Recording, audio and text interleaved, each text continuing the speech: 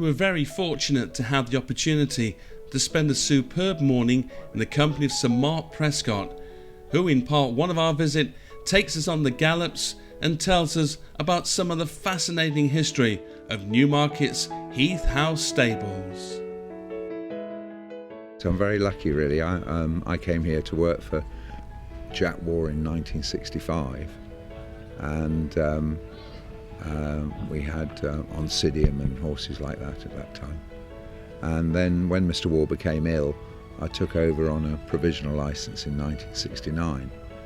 And of course the yard's most famous period was when Matt Dawson and his nephew trained here, and of course St Simon, whose skin you've seen, the greatest racehorse in history if you believe the Racing Post Millennium Poll.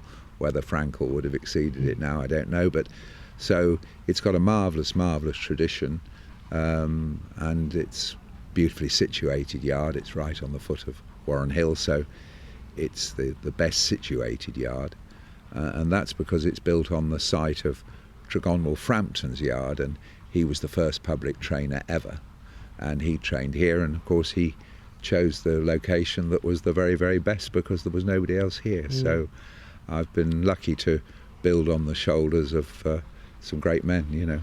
And do you feel that there's more pressure on you over the years to get the winners because of the location, because of the history and what the yard represents over the past Yes, years? I think you've got a great sense of duty that yes. You know, all these great men have been before you, and your duty is to try and follow in their footsteps and do as well, and also to keep the yard as up to date and as modern as possible. So although it looks exactly the same as when Fred Archer was apprenticed here and Matt Dawson was training here, all the new things like the horse walkers and the swimming pool and the treadmill and the covered ride, they're all out of sight. So I always hope that when anybody looks around, it looks like an old-fashioned yard.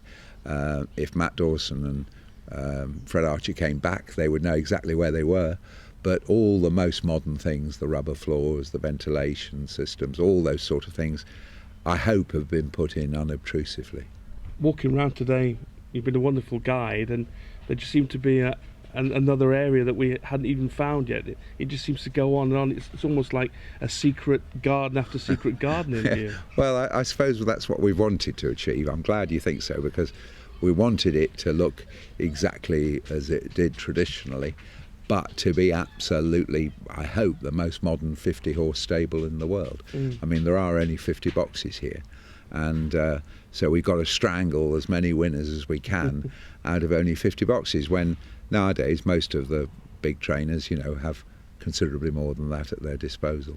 If you had the opportunity to have more than 50, would you like that? You seem to be a man that would be happy with that kind of number, with 50 is an overseeable number. No, well, in the sort of great days when I was very much the flavour of the month, I remember turning down, I think it was something like 30, 40 yearlings in a year.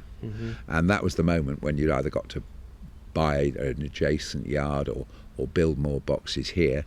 And I decided there and then that I'd stick with 50, and I've never regretted it, and I've never looked back. Nowadays I'm not in the luxurious position of turning away droves of horses, and I'm very grateful to have what I've got. But that was the sort of pivotal moment. Do you expand and go on? And I think most big trainers will agree that you've got to have sort of units of 50. Roughly 50 is as much as one man can do himself, and after that you've got to delegate and have one man in charge of this yard, one man in charge of another yard, and so on. And I felt that I'd like to stick at the one man level, really. You seem a very confident man and a very experienced trainer with great methodology. Do you feel that if you'd had the bigger yard with more horses in at any stage in your career, that you could have become champion trainer, or would you have ever wanted to actually do that? I always wanted to be the best trainer. And that's not always the same. No. Although obviously to be a champion trainer you've got to be the best. But I always wanted to get the very most out of what I'd got. And I remember when I started, I always wanted to feel that if ever I ran one in a race, my colleagues would all look very carefully at it, whether it was a classic race or a selling race, and they think, now what's he up to? I think, I've got to give him due respect. So I that's what I really wanted, was to be the best I could. Do you think the handicapper always gave you due respect? They went up quite a lot over in the past few years, didn't they? When Sir Mark had a winner, they normally went up, and then you had them in for another race, etc. Yes, well, they were in the happy days when we had one penalty which lasted for 13 days, and you just got the £6 penalty whatever happened, and we gave it a real whacking with Musafi. I think he won 7 in 17 days, and Fall in Line certainly won 6 in 13. And then of course they changed the rules. Yeah. I flatter myself it was because of me, but it probably wasn't. But probably was. But they changed the rule, and that meant that those sort of succession of handicap wins could no longer be achieved. But did you know at the beginning of those runs for both of those horses that there was a possibility of getting 4, 5, maybe 5 victories into them? Yes, and you waited to run the horse until there was enough races coming up, right, that you'd spotted that you could do it. It was just feasible that if he would stand it, you could do it. So it was very exciting waiting for that sequence, and I think the public enjoyed it a bit. I'm sure the new system is much fairer, but it's less fun, and I think in a degree the public always enjoyed a horse on the roll like that. But you still do it. You still get horses to get a succession of wins, and I know when I sit down sometimes and see one of your horses won, the first thing you do is have a look where he's entered next, Yes, or when it's entered next. Well, I'm very glad that you do. But I mean, last year Alcaeus won 6 out of 7, and Big Thunder won 5 out of 7, but they were spaced. They had to be spaced over a much longer period. So that rat-a-tat-tat machine gun fire, I'm afraid that's gone, And the media myth that you would be sitting down with a cigar and a brandy at 7 o'clock in the evening in your study, plotting those victories over the next 14 days. Were they sort of semi-true? Was that almost the way you did it? It wouldn't be true, the brandy, because I'm teetotal, but the cigar would certainly be true. But the plotting in those days used to be done much earlier because you were waiting for the sequence, so it wasn't during the sequence, no. Has training become harder, more difficult these days, even though you as you say, have much more methodology, technology, support from vets, and give you information pretty much straight away? Do you feel it's become more difficult? Yeah, well, in a way, the more information you've got, the more difficult decisions are, because you've got more information. I think somebody said to me the other day, what's the worst thing about racing? I said, far too many good young trainers. I think the standard of training, as in every business, has got better and better. The riding has got better and better. Everything, when it's competitive, gets better. So although there's more racing, which gives us more chances to win races, I think the opposition is very much on the ball these days, and it's no good getting old if you don't get cunning, so I'm having to get more and more cunning, but there's less and less loopholes left for me. Those loopholes, they disappear for all of us in life sooner or later, don't they? That's Placing horses is so important, isn't it, these days? It is, and a horse's initial mark often determines his career, and it has always been the case that the only horses that can win races, is often forgotten, is improving horses, because the penalty system and the handicap system ensure that your horse has got to run better and better and better to keep winning. So, keeping a measure of improvement is vital, because once you've reached his ceiling, then that's it.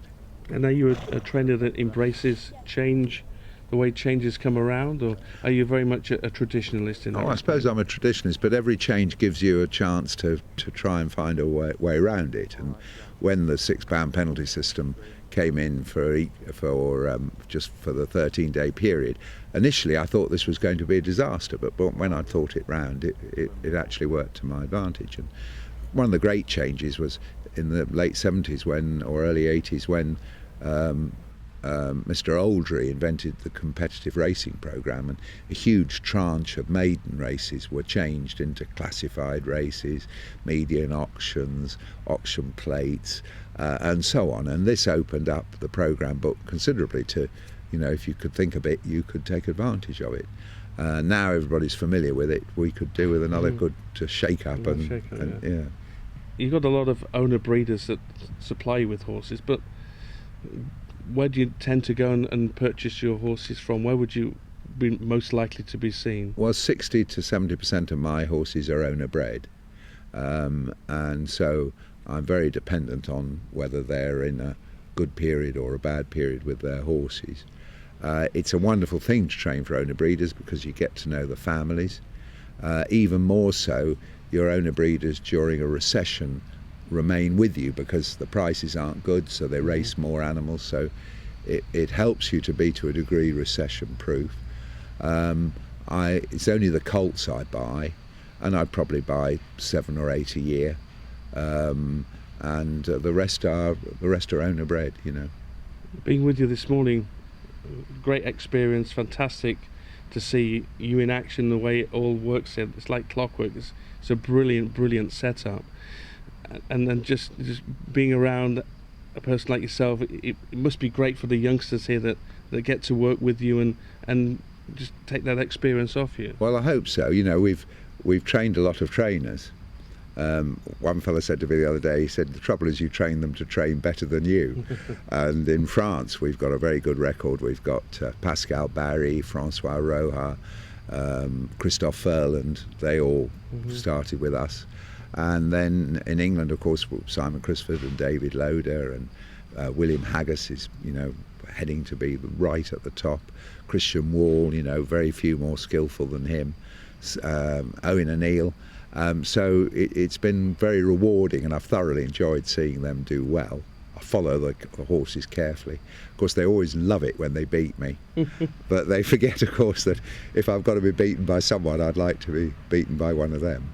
One of the things that I also found today was you need to be very patient in this business, don't you? And yeah. And in particular, this season for you, having the bug in the yard early on meant that you kept it closed for quite a long time, and having the owners, you know, respect that must be quite massive. Well, yes, I'm very lucky that most of my owners have been with me long enough to have had good seasons when we've been compelled to wait, and so those pressures on a young trainer just starting would almost be unbearable.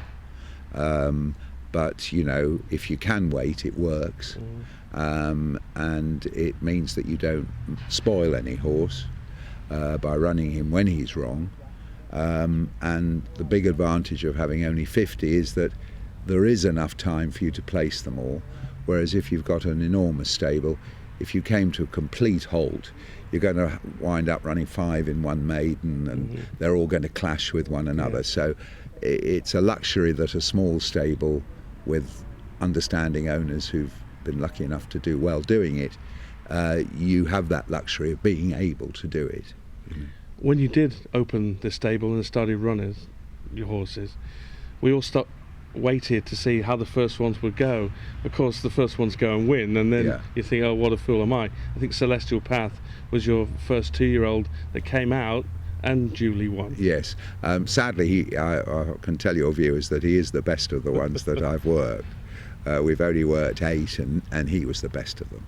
So I normally run one of the less good ones first, and that gives you a marker, but the right race came for him, so he ran first. But I had good fun with one of the young trainers the other day, and he was pulling my leg and saying, fancy you having a first time out 2-year-old winner going off at 14 to 1. And I couldn't resist. I said to him, well, you know what it's like when you run the worst one first, that can happen. I got his face. But I'm afraid he was the best one. Was he? He was the best one. But horses like seen today, Big Thunder, Palacidor, they look fantastic, don't they? Yeah, well, they're big, fine horses. Our 3-year-olds this year, when they were 2 last year, were very limited. A lot of them are owned by owner breeders. It's very important that they win their race, and we've got to work our way through them. But they were the least talented batch of 2-year-olds I'd had for about 15 years.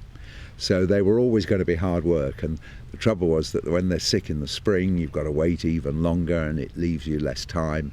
So I knew this year was going to be a tough year anyway, But if we can get these fillies to win their races, it's been well worth it for the owners, you know. And Palisator, is that the correct pronunciation of it? We call him Palisator, yeah. He'd be one of your possible stars for this year. Yes, I mean, you know, there was he, Alcaeus, Big Thunder, they were the leftovers from last year that could win a big race. And then, you know, the 2-year-olds, well, we'll see as they go. Palisator ran a fine race at Ascot. The form was franked by Mr. Johnson's horse at Goodwood. He's favourite for the Ebor. History shows they don't win with that weight very often, but he's fully entitled to go there. And Big Thunder probably isn't quite yet in the form that he was. But the 2-year-olds this year, not the greatest bunch you've had, you say? Well, it's difficult to say. I've only worked 7 so far, as we were saying, and one's miles clear. But there might be one you haven't worked. They might be even better than him. Yeah, there's 13 or 15 unraced ones. I mean, we only have 25 2-year-olds a year. So amongst them, please God, there's another one or two. But the initial batch, there's one probably pretty decent, and the rest will have to work their way round.